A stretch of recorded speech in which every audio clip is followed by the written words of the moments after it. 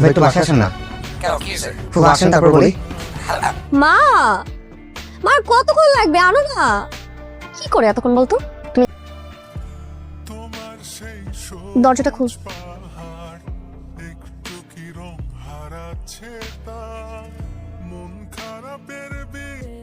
কোনো কিছু যদি সহজে পেয়ে যাও সেটা মূল্য দিতে বোঝো না।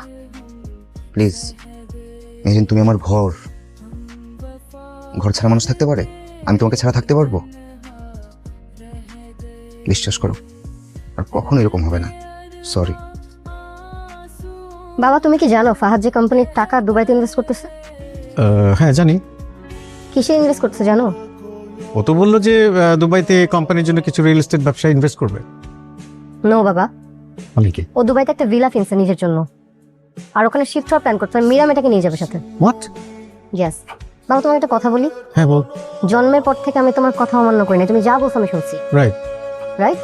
Very right. আমি এখন থেকে যেই ডিসিশন নিব সেটাই ফাইনাল, এন্ড তুমি এটা রেসপেক্ট করবা প্লিজ। Okay sure. তোমার যখন যেটা প্রয়োজন তুমি আমাকে নির্দ্বিধায় বলবে। জি আব্বা, আমার প্রয়োজন হলে অবশ্যই বলবো। বাবা, কিন্তু আসলে এত ভাবার কিছু নেই। দেখো, একটা লোভী মানুষের সাথে মানিয়ে নেওয়া যায়। আমি অনেক চেষ্টা করেছি তো, কিন্তু একটা ক্যারেক্টারলেস মানুষের সাথে আমার লাইফ স্পেন্ড করতে পারবো না। তো এখন কি করতে চাস? তুমি জামশেদ সাহেব আর মীরাকে ডাক দাও। বলে আমি অনেক চেষ্টা করি ফুফা, তোমার যে একটু গ্যাস্ট্রিকের সমস্যা তো পারি না। এইসব বুঝ দিও না আমাকে, ঠিক আছে? গ্যাস্ট্রিকের সমস্যা এই দেশের ঘরে ঘরে, আর রোজা রাখলে গ্যাস্ট্রিকের উপকার হয়। মানে কাগজপত্রগুলির ফটোকপি আমার একটু দিবেন, দলিল, পর্চা আর মিউটেশন। আমি 2টা দিন সময় নেবো, একটু যাচাই করবো, তারপর লেনদেন ব্যাস।